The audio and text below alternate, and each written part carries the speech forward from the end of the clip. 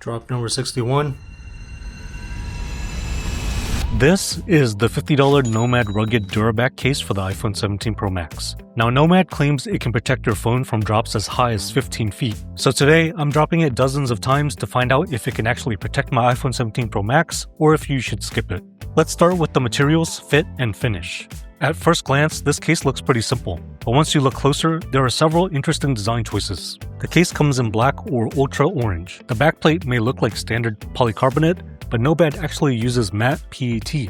The finish does a great job of hiding fingerprints, which is a common problem with many phone cases. PET may not be as impact resistant as polycarbonate, but the cleaner finish could be a fair trade-off. Around the camera area, there's a raised TPU ring that blends into the reinforced upper corners. The backplate may not use polycarbonate, but the case still has a polycarbonate frame surrounded by a TPU bumper. All four corners are also reinforced. We'll find out during the drop test if that design actually makes any difference. The sides have deep grooves that match the natural curve of your fingertips. The surface is still smooth, but the grooves give your fingers a place to rest and make the case easier to hold. Inside, the entire backplate is covered with a soft microfiber lining. That should help protect the phone from scratches caused by dust and debris trapped inside the case. However, I noticed a strong chemical smell coming from the lining. It reminds me of those old plastic balloon toys where you placed a small piece of plastic goop on a straw and blew it into a bubble. You can't smell it while the phone is inside the case, but it becomes very noticeable when you remove the case. I let it air out and the smell became weaker. However, it was still noticeable up close. I also noticed that after leaving the phone inside the case for a while, the smell became stronger again when I removed it. At the bottom of the interior lining, there's also a small indented area. This is where NOMAD's optional wrist strap attaches. Instead of hanging from one of the bottom corners, the strap comes out through the middle of the case. I haven't tested the wrist strap myself, so I can't say how well it holds up over time. The case is easy to install and remove. However, the front edges feel a little looser than I would like. We'll see during the drop test if the case stays fully attached to the phone. Now, material design is important, but if the buttons feel bad or the case blocks your gestures, you're going to notice it every day. Luckily, all the buttons feel great. They're easy to press and have a nice clicky response.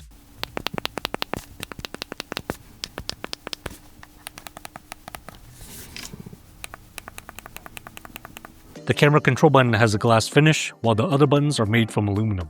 NOMAD also gave the action and power buttons different textures. That makes them easier to tell apart without looking at the phone. A lot of cases use the same texture on every button and expect you to rely on muscle memory. That can sometimes lead to pressing the wrong button. All the bottom ports are open, and I had no trouble using my charging cables. The MagSafe connection worked properly, but the magnetic hold felt weaker than I expected. I'll need better tools to measure the strength more objectively, but based on daily use, it was one of the more disappointing parts of the case.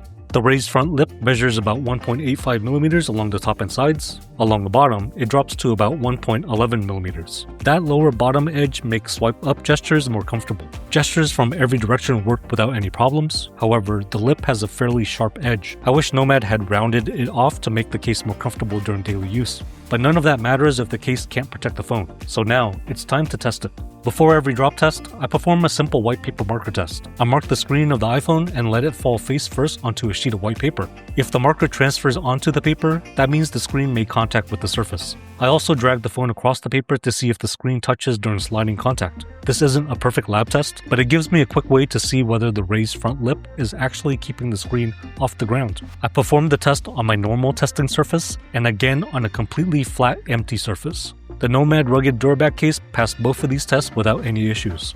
This gives me confidence that the raised front case lip is high enough to protect the screen against the screen first impact, but we'll see in a bit if this is true. With that out of the way, let's look at the raw drop footage. And once again, this is my personal iPhone 17 Pro Max we're using to drop test here. Drop number 1.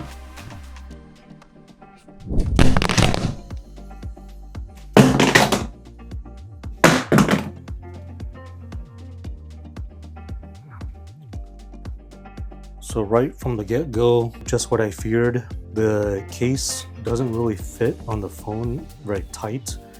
So right after drop number 1, you can see that a corner of the case already came off.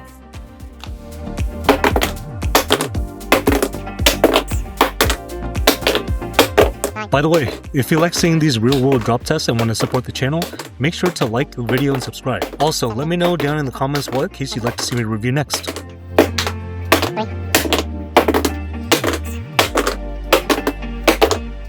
Drop number 30.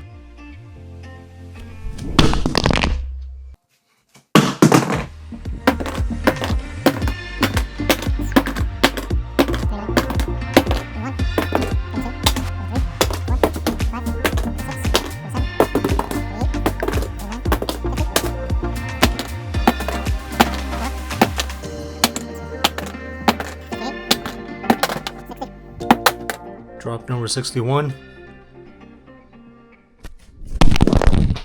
Alright guys, so this is directly after 61 total drops. Let's just make sure that the screen and the camera works.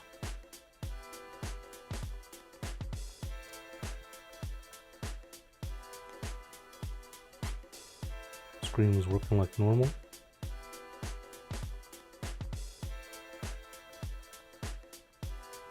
Camera seems to be working like normal. Let's look at the wear and tear on the case.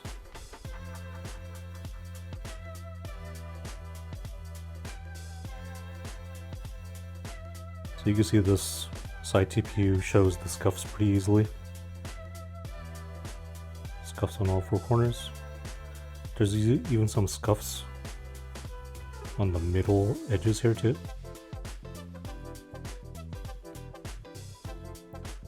The case did fall off during the very first drop, but it managed to stay on the rest of the time, which is good. Let's look at the phone.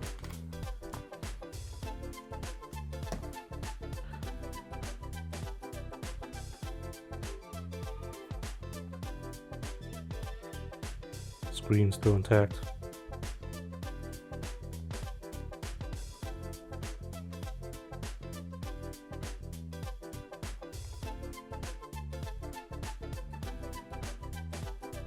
So no new obvious damage that I can see. One thing I did notice that started happening during the last drop test. This backplate is held on to a metal frame on the inside with some adhesive. So you can see here that it's actually bulging up just a tad. Now, at first when this happened, I thought it was related to my battery, so I brought it in right away to get it evaluated. And the techs there were able to run some tests on the battery, and the battery was fine.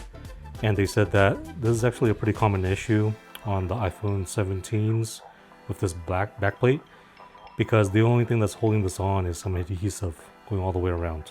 And sometimes over time, that adhesive will start to wear down, and then you'll see some of this backplate start to pop up in different areas. Mine just happens to be on this area right here.